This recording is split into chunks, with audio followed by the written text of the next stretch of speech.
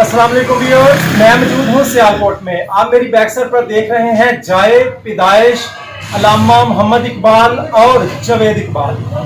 ये खूबसूरत बिल्डिंग, ये खूबसूरत शाहकार हमारे कौमी शायर मोहम्मद अल्लामा इकबाल का है। खूबसूरत बिल्डिंग है, मैं आपको दिखाऊंगा। आपको इसको अंदर से, आप बाजार से इसको देख ही रहे हैं। यहाँ पर काफ़ी रश रहता है सारा दिन और लोगों की कसीर तादाद पूरी दुनिया से यहाँ पर इस रेजिडेंसी को देखने आती है। आपको डिटेल से इसको दिखाऊंगा, तो मेरे साथ रहिएगा। जाने से पहले मेरे चैनल को सब्सक्राइब, लाइक और शेयर जरूर करें। तो चलते हैं, दिखाते हैं आपको।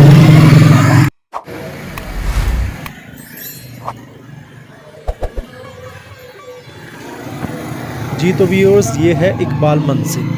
हम आपको बताएंगे अल्लामा इकबाल जो कि यहाँ पर पैदा हुए और उनका बेटा भी जवेद इकबाल यहाँ पर पैदा हुआ। अल्लामा इकबाल के आबाओ अजदाद तकरीबन 1752 में कश्मीर से तरक वतन करके सियालकोट में आबाद हुए।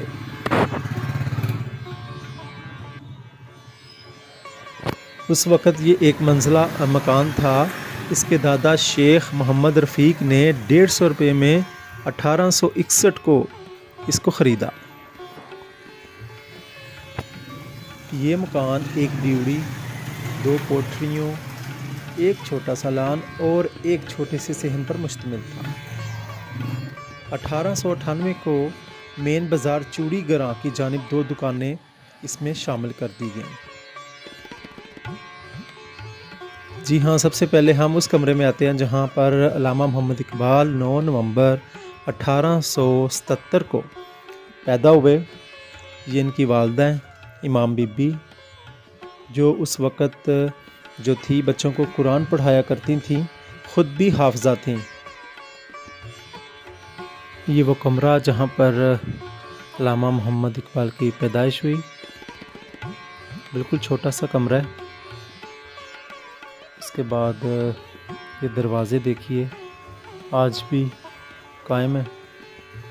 इससे अगर आगे चलें तो हमको दूसरे कमरे में नज़र आएगा जी ये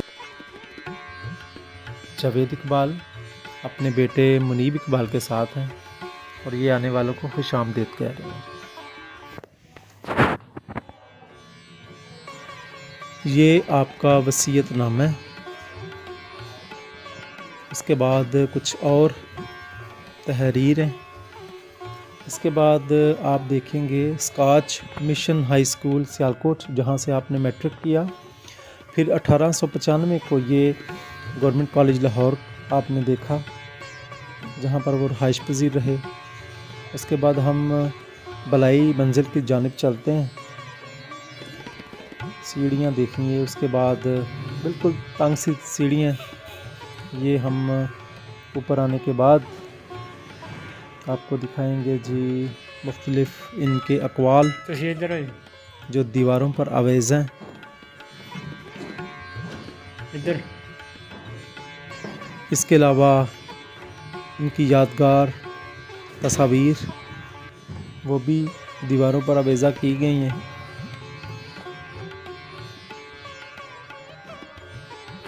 इस मकान में एक मेहमान खाना भी था। इसका कुल रकबा जो है 9 मरले है। इस इमारत में ज़्यादातर लकड़ी का काम किया गया है और 1971 को हुकूमत पाकिस्तान ने इसको ख़रीद कर आसार कदीमा के सपुर्द कर दिया है। कायद आज़म की नज़र में अल्लामा इकबाल का मकाम कि मैंने अपनी ज़िंदगी में इस्लाम का जो शदाई है वो अपने दौरे हाज़िर में नहीं देखा।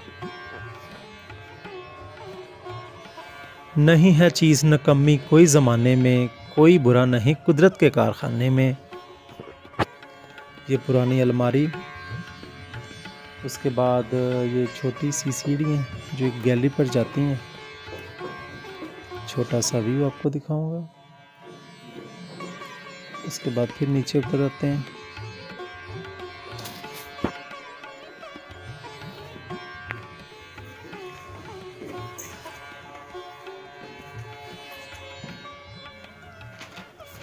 इसके बाद हम आपको दिखाएंगे जी कुछ नायाब तस्वीर।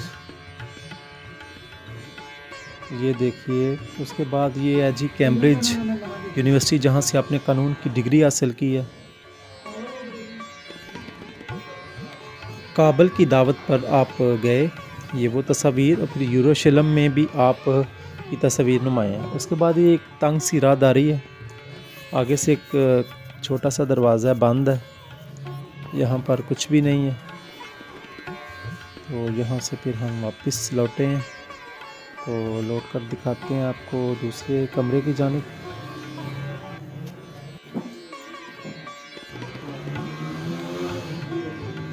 ڈاکٹر جاوید اقبال اپنے خاندان کے ساتھ. اقبال صاحب شملہ میں اپنے دوستوں کے ساتھ. اس کے بعد یہ والدہ جاوید اقبال ہیں. اس کے بعد یہ جاوید اقبال کی چھوٹے ہوتے کی تصویر. کھانا گرم کرنے کی یہ پلیٹ ہے اس دور میں. پھر آپ دیکھیں گے یہ حقہ جو اقبال صاحب پیا کرتے تھے. یہ کچھ ظروف ہیں. اس کے بعد آپ دیکھیں گے جی یہ جو نیچے صحن ہے یہ اوپر والی جگہ ہے جہاں پر مکمل جو اس کو ہے وہ کور کیا گیا ہے.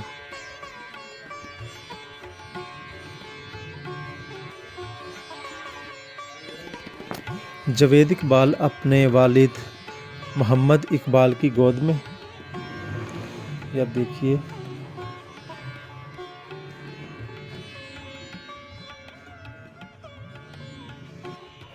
اب آپ دیکھیں گے جی یہ مکان جب لیا گیا اس کی پرانی تصویر. یہ دیکھیں.